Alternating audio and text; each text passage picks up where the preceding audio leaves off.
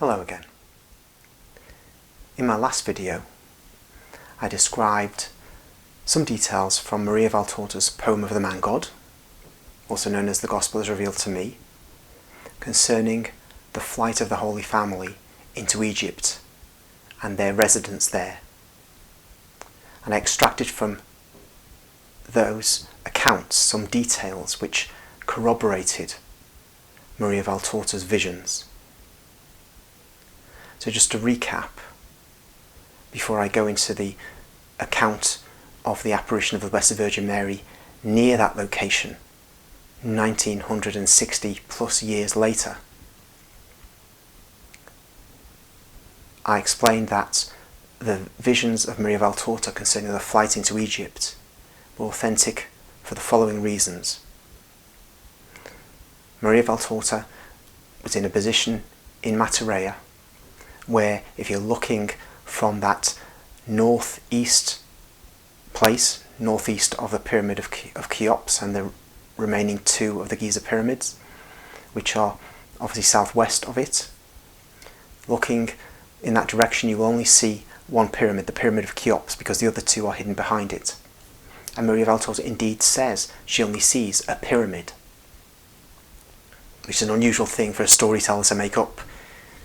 They would say they're seeing pyramids because they're in Egypt. But on the other hand, we have elsewhere in the poem of the Man God, Mary Clopas recollecting her husband Alphaeus speaking to his brother Saint Joseph about seeing pyramids. And elsewhere in the poem, we have Jesus himself speaking of seeing pyramids. So the characters who were in Maturea, the Holy Family, would be moving around and seeing all of the three pyramids of Giza, whereas Maria Valtorta, placed in the vision in a particular location and not moving from there, would only see the pyramid of Cheops. And this adds authenticity to her whole claimed vision. In addition, I explained the interesting statements of Jesus concerning the petrified forest, which in fact he saw, he says, and can be corroborated by the fact that we have in El Mahdi, 17 kilometers from Maturea, a petrified forest in Egypt. Not only does that corroborate the account of the journey of the Holy Family, but it also presents us with some interesting scientific information, because Jesus describes the process of formation of a petrified forest. And I gave some quotes from a website which is concerning petrified forests and gives the two theories of how they're formed, and one of those theories matches Jesus' description. So where did Maria Valtorta get that information if she's a bedridden woman in the 1940s, never leaving Italy, only receiving an average education, not having access to resources, and yet she's able to describe a process which would be absolutely unknown to the vast majority of human beings? It's very unlikely she'd have had helpers, given the very difficult times of the Second World War and the years afterwards. And I also said that the description of life of the Holy Family in Egypt, in Maturea, and the age of Jesus as Maria Valtorta sees him in the house of Mary and Joseph in Maturea, conforms perfectly with the rest of the chronological information obtained elsewhere from the poem of the Man God, and allied with astronomical and historical details which we have separately from the poem of the Man God. So, as I said in previous videos, Jesus was born in late December 1 BC. The Magi visit in late 1 AD. The flight into Egypt happens also almost immediately after the Magi visit, late 1 AD. Herod the Great dies in early 3 AD. So the age of the child, in that period between going into Egypt, late 1 AD, and coming out of Egypt, in say mid 3 AD, will be between 2 and 2.5 years, as indeed she says when she sees the child, or purports to see the child, in the vision of Matarea. And then in addition I mentioned Coptic tradition that puts the Holy Family in Matarea 2,000 years ago, albeit not, it seems, living there, but spending some time there. So this brings us to the topic of today, Zeitoun. In Egypt on the 2nd of April 1968, in Cairo, the suburb of Zeitoun, there were two Muslim workmen, and it was about 8:30 in the evening, and one of them, who was incidentally about to have a finger amputated the next day, he looks up towards the dome, one of the domes of the Church of St. Mary, and sees a woman who he thinks is a nun, dressed in white, who he thinks is about to throw herself off the top of the church. He calls to her not to do so, and he goes to look for help. And there's a few women in the street as well at this time. It's not very many people at all. Well, this isn't a nun planning to throw herself off the roof. It's soon realised this is an apparition of some sort. It is a lady in a bluish white light. One can't say much more than that. She does not speak. She bows towards the cross, which is on the dome, and she is in a typical Christian praying posture. The Muslim workman, his name is Farouk Mohammed Atwa, and his finger was suffering from gangrene, but it was completely healed. The full report of all this is contained in the Egyptian newspaper Wantani, dated the 21st of April 1968. And Wantani kept track of the apparition over time. Nothing happened further for about a week, and then the apparitions began again, and they built up, happened more frequently. The frequency of them varied, but it was the Blessed Virgin, if that's who the woman in the white light was, and either cradling the baby Jesus, or with St. Joseph and the adolescent Jesus, as eyewitnesses have reported. And there were numerous healings which occurred. There were crowds. Francis Johnson, in his book When Millions Saw Mary, says millions because he says the crowds were up to 250,000 at a time. The crowds didn't stay at that level. They did diminish over time, but there was extreme interest in this in Egypt in 1968-69. The apparitions ended in 1971. And they did, because the number of them was trailing off over time, the crowds diminished over time. But you had tens of thousands of people consistently going to the church in Zeitoun and hoping to see the Blessed Virgin Mary. Many people saw her, as they say. Others didn't.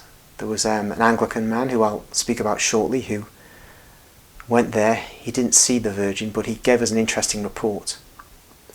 But the scene outside of the church was extremely interesting.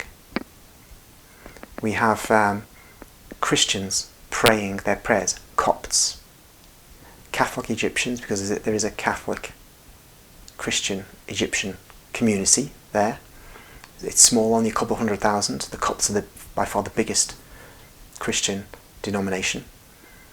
But also Muslims were praying from the Quran, probably from the Surah Miriam, because as we know, Muslims have a veneration for the Blessed Virgin Mary.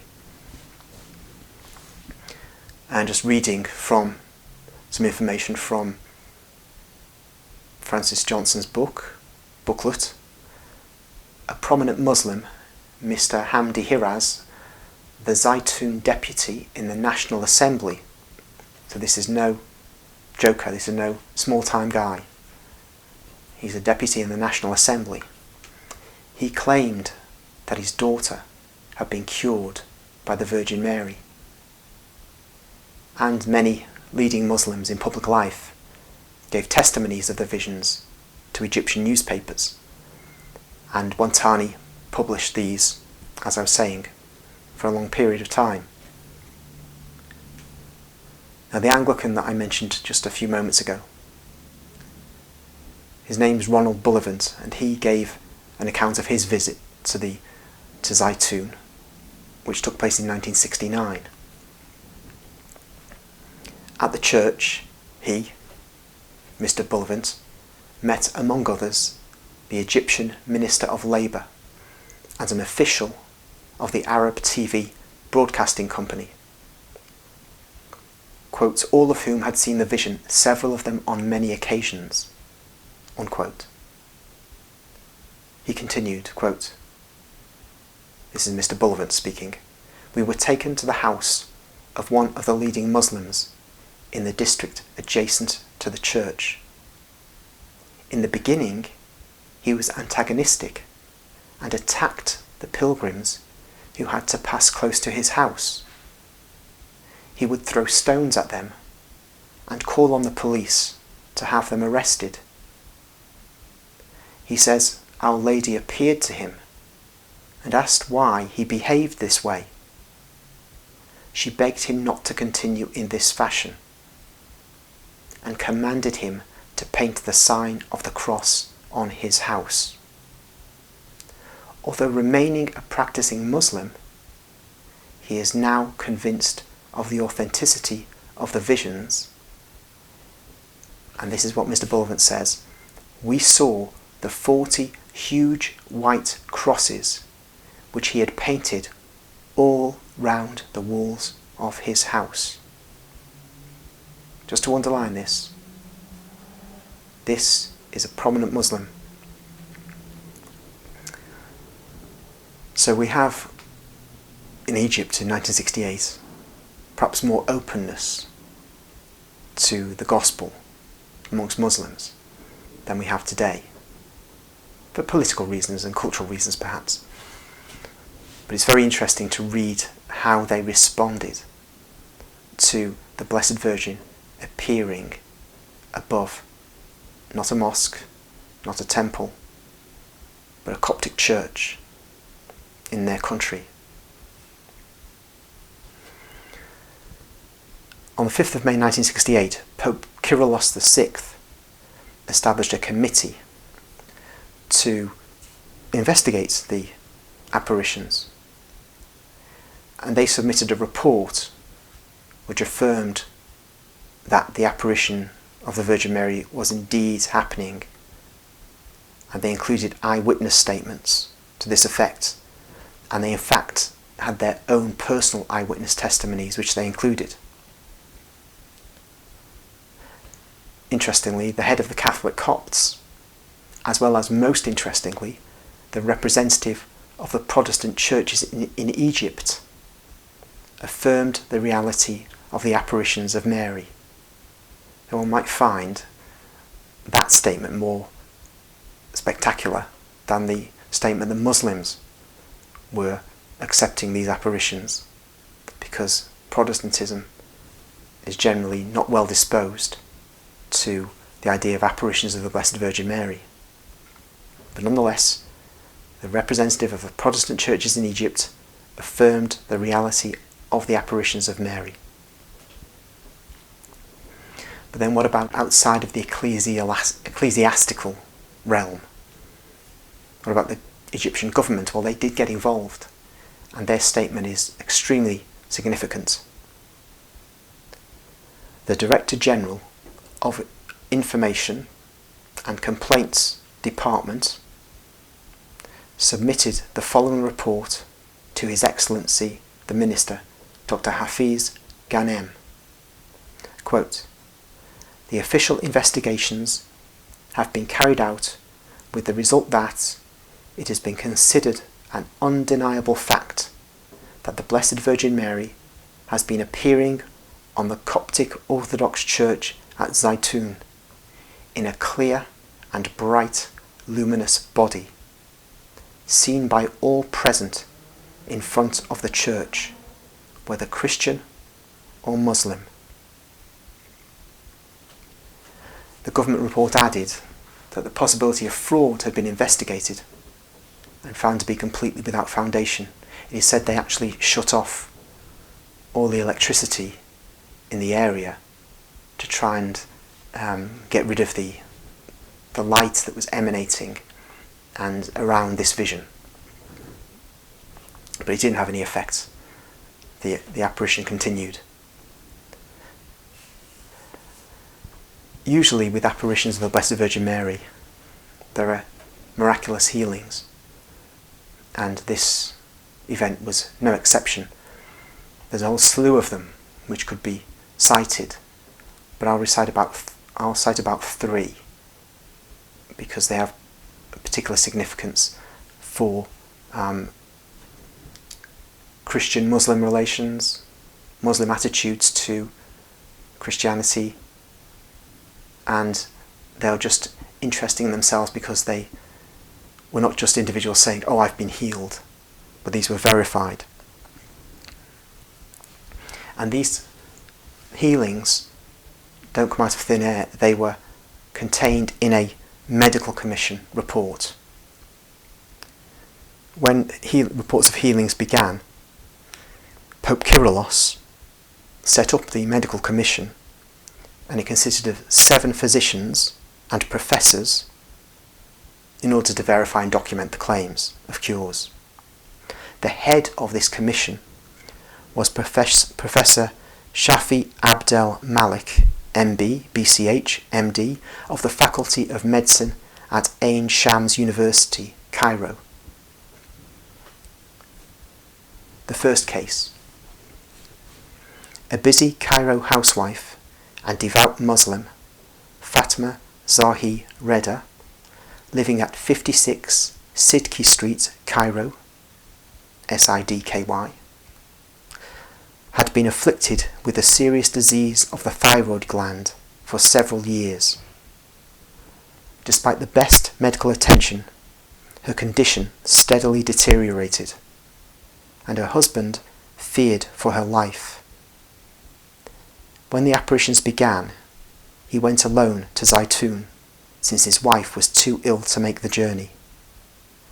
Standing before the radiant vision, he begged for the cure of his wife, quotes, "through the intercession of Saint Mary," unquote. When he returned home in the early hours of the morning, he was overjoyed to find his wife completely healed. She revealed that she had just experienced a profound dream in which she found herself surrounded by beings that looked, quote, "like nuns dressed in white," unquote. When she woke at 4 a.m, she was amazed to find herself cured. And this is the interesting part, or the additionally interesting part. A medical examination by Dr. Ahmed Farouk of the Government Manial Hospital, Cairo, confirmed the miraculous healing. The second case concerns a Dr. William Nashed Zaki, whose clinic was at 41 Shubra Street, Cairo. He had been suffering severely from a hernia for 3 years. Despite treatment, the hernia refused to heal, and Dr. Zaki was compelled to wear a medical belt. On the night of the 30th of May, 1968, he went to Zeitoun, desperately hoping and praying for a cure. He testified later, quotes, "Just before dawn, I saw the Blessed Virgin. She was moving towards the cross. Then she stretched out her right hand and blessed us. I prayed for a miraculous cure through her intercession. When I reached home, no pain of any kind was troubling me. The hernia had completely disappeared. Now this is a doctor, so that's why I give that example of a miraculous healing. He would know whether he'd really been healed or not, and he would know what his condition was before the healing. The final miraculous cure that I'll cite is of a Mrs. Mahmou Shukri Ibrahim. Her husband was controller of the Roads and Bridges Department in the Egyptian government. She suffered from paralysis, and all medical treatment proved fruitless. On the 30th of April 1968, she was taken to Zeitoun in a wheelchair, but the paralysis remained. She went again on the 13th of May, the feast of Our Lady of Fatima. The moment the Virgin appeared, she felt a strange trembling sensation in her limbs. Looking on the brilliant figure of light which shone from a luminous cloud above the northeast dome of the church, the paralytic prayed and pleaded for a cure. For an hour, the Virgin continued to move about the church domes, and then vanished. When dawn broke, the woman was suddenly conscious that she could move. She rose from the wheelchair and walked unaided to her husband's car, rejoicing in the Lord and his Blessed Mother. A week later, she was examined by the medical commission, who certified her as being in perfect health. So here we have someone who's examined by the medical commission, so they can look at all her records from before the cure and after the cure. But it's also noteworthy that she was no small fry in Egypt. Her husband was controller of the Roads and Bridges Department in the Egyptian government. So we don't have a made-up character. We have a figure who would be unlikely to pretend that there was a cure. It would be just too embarrassing.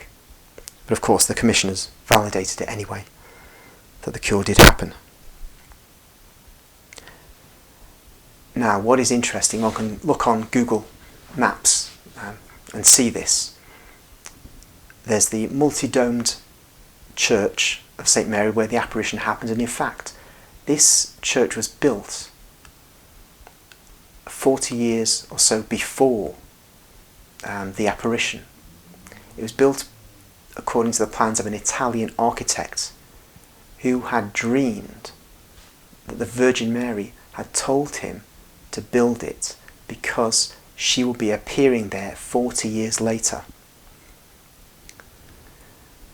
The look of the church, incidentally, is meant to mimic in small form Hagia Sophia in Constantinople. So there are many domes.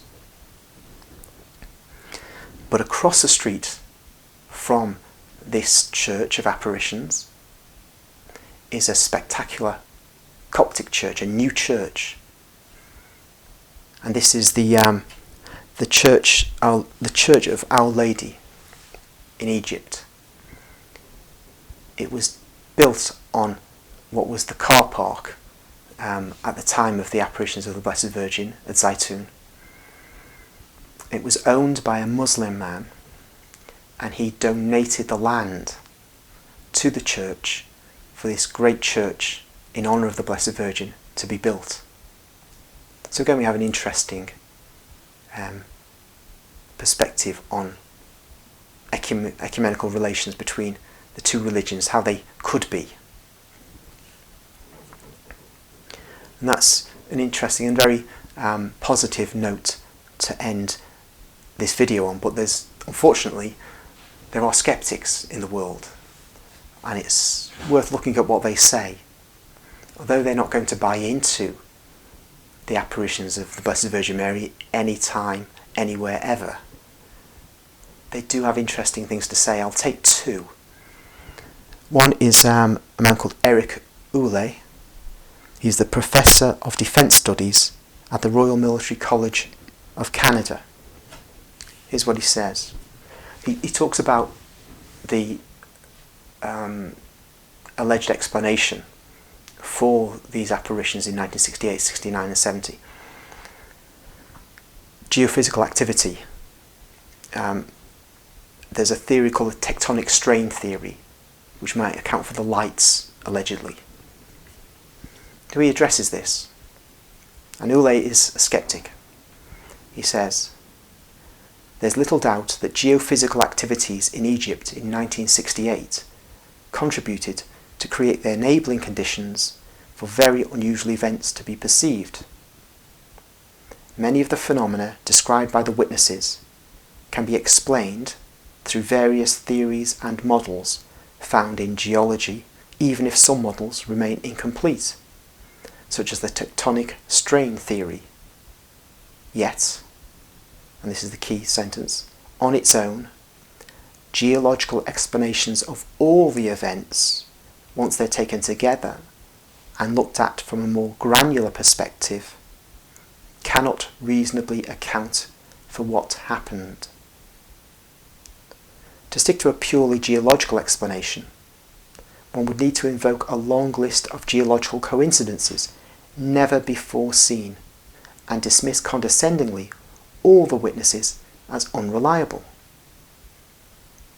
This is an unreasonable perspective that is based on a belief that a purely naturalistic explanation somehow exists but cannot be proven. And he says the religious explanation is no different from the geological one, as it is based on a theological corpus from which a belief in Marian apparitions can be supported but not proven. It is a matter of belief. So that's the skeptic Eric Oulé. When he says that the geophysical explanation can't explain all the phenomena, that includes the fact that the Blessed Virgin, if it was her, the lady in white, that the first person to see her, the Muslim gentleman who was miraculously cured, described her as, that was the first apparitions were in 1968, but they went on through to 1971. It's hard to see how geophysical activities could have been going on that long, and that they would have been located. All the phenomena would have been located on those domes above that church in a suburb of Cairo.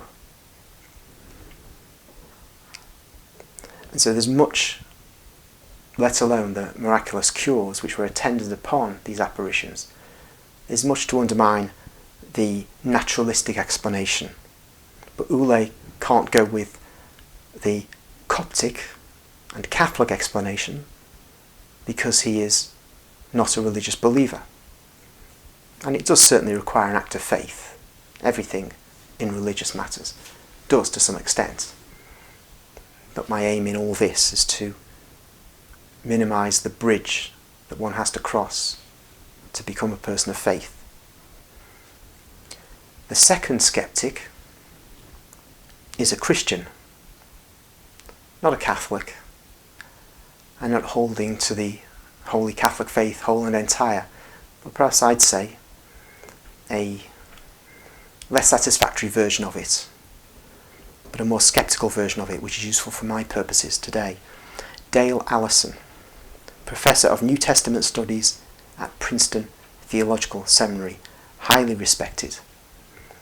His 2021 book, hot off the presses, is called The Resurrection of Jesus, Apologetics, Polemics, History. And chapter 14 is entirely on Zeitoun. Here's what he says. Quotes, although the world is filled with ill-understood lights, ball lightning, the very rare rainbow that's exclusively purple, the underwater luminescent circles that sometimes radiate from ships at sea. There appears to be, from what I've been able to learn, no natural phenomenon that closely resembles the lights in the pictures from Zeitoun. Just to underline that, no natural phenomenon that closely resembles the lights in the pictures from Zeitoun. He goes on in that chapter. As I suggested earlier, the electrical utility in Zeitoun at one point cut off electricity to the area to see if that would put out the lights. It did not. End quote. And the final quote from this chapter: despite my open mind, I remain unpersuaded. I concede that I cannot debunk the facts, and I confess that I have no satisfactory counter-narrative. Still, I do not believe, or rather, am agnostic. The cause is not just the seemingly mechanical and repetitive nature of the lights, which strike me as impersonal, but my worldview. I prefer, because of my general outlook, to ascribe the odd phenomena at Zeitoun not to Mary of Galilee, but to a something we know not what. End quote. So we can see here, Allison is very open about his worldview, excluding the possibility of the apparition at Zeitoun being the Blessed Virgin Mary, or being an apparition. But because he's open about it, he is able to show us that there are phenomena that he accepts are outside of natural explanation. So he and Ule allow us to take away from that side, that worldview, which is not too sympathetic to the supernatural, things which demonstrate that this cannot be explained in natural terms. So really, as ever, it's for the listener, the viewer, to make up their own mind. I consider that when we look at the writings of Maria Valtorta, which corroborate the account of the Holy Family going to Egypt, which support in many ways Christian Egyptian tradition going back centuries about the Holy Family in Egypt, which writings of Maria Valtorta give us detail which is probably authentic for reasons I gave in the last video and I summarised in the beginning of this video. And then to have associated with that very same location an apparition beyond natural explanation, seen by tens of thousands, but over the period of the apparition, 1968 to 71, seen by millions, and reported in the Egyptian press, and looked at by the Egyptian government, and authenticated by both the government of Egypt, which is of course not Christian, by the medical commission that looked at the cures, and by the Coptic Church's own commission, which validated the apparitions themselves as being of the Blessed Virgin. The conclusion seems to me of a person who does not allow his worldview to constrain him.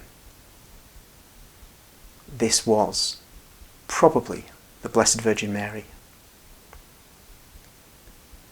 And that means, I think we should not just look more into Zeitoun, and there are other apparitions subsequently in Egypt, but we should go to the Gospel with greater confidence in its authenticity, and go to the writings of Maria Valtorta with confidence that there we can find the accounts that are given in the Gospel, plus accounts that are not given in the Gospel, in great detail.